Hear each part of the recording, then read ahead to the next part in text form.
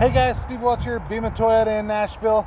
I wanted to answer a question that I get more on the lot than about anything, just to kind of help you guys to understand a couple things. Like I always do, I try to put them into layman's terms, try to keep things as simple as possible, and I'm going to do that in this video as well. So those of you that go on the technical side, you'll understand. I know it's a little bit more in depth than this, but I'm going to keep this as simple as possible. So what's the question? Well, the question is this: which key? All right. So obviously, a push button start car, they still call the fob a key. All right. So that being said, there are some people out there that say I still want a key, which is how these are right now. These are the kind of get you a better look at it here. So these are these keys. They do the flip out. They have a little laser cut look to them. So this is still a key that you put in an ignition. All right. The other ones have a push button start. So there's two arguments that I get for people that want that always say I don't want to not have a key. They think that putting the key into the ignition is something mechanical. All right, and by mechanical, basically meaning the way that it used to be. So you come by, you put your key inside here, you turn it forward, and you start the car. All right. I understand why you still think that's mechanical, because it still feels mechanical. You're putting your key in, you're pulling your key out. It feels like a mechanical thing. So what's the alternative? Well, the alternative is right here. All right. The alternative is your push button. All right. So this is, your smart key. You come in, you put your foot on the brake, touch the button, and it starts. Now this one's a hybrid, so this one doesn't have your rumble that you just heard, but it's definitely starts. So there's your rumble. All right. So people say, I don't want the push button, and this is what some people say, because they don't trust it. All right. I don't want the push button because I don't trust that it's going to work. Here's where I said I'm going to keep it in layman's terms, and I'm going to keep it very simple. In the old days, you're right. A key actually turned something. If you had like an old Chevy or that, the key was just cut just like a house key. There wasn't anything different about it. And then you started getting those chips on the key, and then you had little chips that would be on it, little chips that would be in it that would communicate with the car for your starter disable, but you still had that mechanical key. You still had it to where it was actually turning something and getting to your ignition switch. You still had that. So what I'm going to tell you now is going to probably blow your mind. Both these keys act the same way.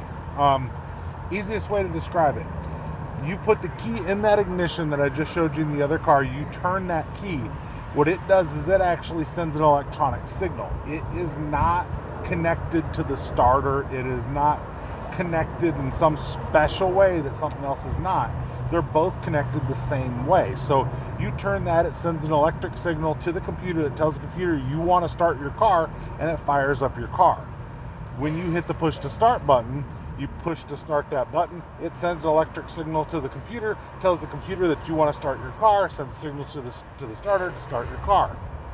It does the exact same thing no matter which one you're doing, no matter which one you're looking at. The electronics, the computer is receiving the signal the same way. Everything's happening the same way. So that being said, mechanically speaking, there is no reason to not get the push button or to not get the key, mechanically speaking. I've had people say, well, the push button's harder to steal. Okay, whatever. I've heard a lot of arguments, okay? It comes down to it, the car still has to see the key because you have a starter disabled, right? So it still has to see the key in order to function properly. You still have to have it within the vehicle if it's the push button. You still have to put it in the ignition if it's the other key. The benefit to the push button is you can keep it in your pocket. You don't have to pull it out of your pocket to start your car. But if you like the way it feels to have a key, get one with a key. I will tell you something, and I've told several people this, that if you get one that has the key, you're usually, and it seems to be more prevalent now, you're going to get the lowest trim level. You're going to get the most base model, and you might want that. But if you want something like the one I'm sitting in here with leather and the panoramic sunroof and just, integrated navigation and, all of the bells and whistles, just realize it's coming with the push button start. Hybrids, very, very few of them don't have a push button start. You want a hybrid with the key, you're going back to an old Prius C. All right, you're not going to find many of them that don't have the push button start. So that being said, more and more cars are going to the push button. They push on, they push off. You hit the brake, you can just hit that button right there, shut the car right off. It's the same thing as if you had just turned that key back and pulled that key out. It's doing the exact same thing. So, like I said, I'm just trying to show you guys a couple of differences. If you guys want to get, like I said, the top of the line car, it's more likely than not, no matter which brand you get. So whether it's a Toyota, a Chevy, a Cadillac. I mean, find a Cadillac that doesn't have a push button start. All right. I would say you'd be hard pressed to do it. Any of your luxury brands, I don't know that I have heard that any of the Lexuses still have a key start. If you guys work for Lexus, you guys are watching the video, definitely let me know if you guys have any. But I don't think there are. I don't think there's an Infiniti that doesn't have a push button.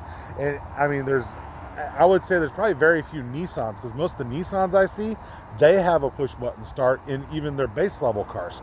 So it gets to the point where it becomes cheaper to put a push button start in everything, because you don't have to get a second, modification for the dash. You don't have to get that key tumbler. And realistically, cutting this key is actually more, that's got to be more labor intensive than just programming one. Now, I will tell you that you do have, and some people will say, well, I don't want to use the push button because what if it breaks? All right, you have this little tab right here, and I'm going to try to pull this out with one hand, so bear with me here. Might be better to, there we go. All right, so I've got this thing and I can pull out. You're gonna see, look, you still have a key, right? So it will still go.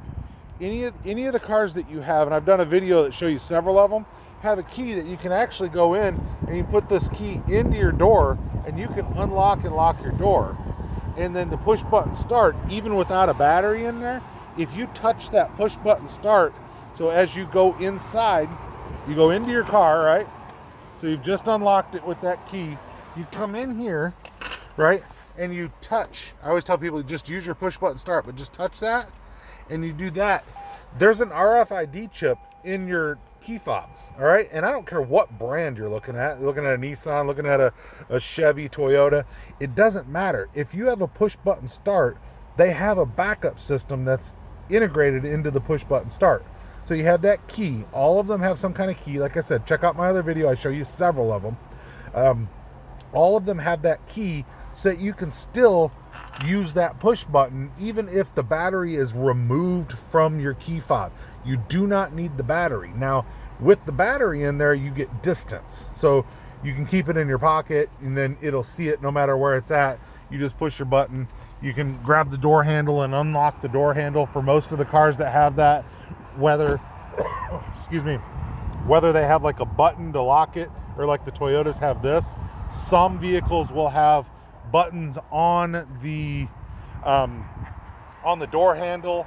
Some of them are a little bit different, but Toyota has a sensor that it just grabs. So that being said, I'm just, like I said, just giving you the information. The push button start and the non-push button start cars are identical mechanically. It's just what's sending the signal to the computer to tell the car to start. It's not the old style way of doing it, guys. It's not it's not an 85 GMC. It's not one of those old cars to where a little bit of new technology is so much different than the other one. they're the same, guys. There's really not that much that's different between the two. So that being said, hopefully I've helped you guys out. Don't be scared of a push button start. You're going to get more features on the car with push button start. If for some reason you still want to go back to a key, and some people like the feel, and that could be the only reason you want to do it, if that's the case, so be it. But definitely don't be scared of that push button start. So hopefully I've helped you guys out. I always try to answer questions. It's not a question I've gotten on YouTube, but I get it a lot when somebody's on the lot and they're looking for a car and they're going, oh, I don't want a push button start. It's the same thing, guys. It works the same way. Don't be scared of that technology. If you know, and I mean, I guess some people would say, well, it's more likely to fail. It's just as likely to fail with the key as it is with the push button. I'm just telling you how it is, guys. So hopefully I've helped you guys out to not be so intimidated by a push button start. Most cars are coming with it. Most manufacturers are coming with it. It's been, I don't even want to say the word perfected, but it's been made just as reliable as the key, and if not more so. So Steve Welch with Beaman Toyota in Nashville. If you guys have any questions, comments, if this helped you, just let me know. Put it in the comment section. Definitely like and subscribe. I appreciate every one of you guys. I know I made this video a little longer than what I wanted to, but I appreciate you guys watching it. Definitely like, thumbs up. Appreciate every one of you guys. Steve Welch with Beaman Toyota in downtown Nashville. You guys have a great day.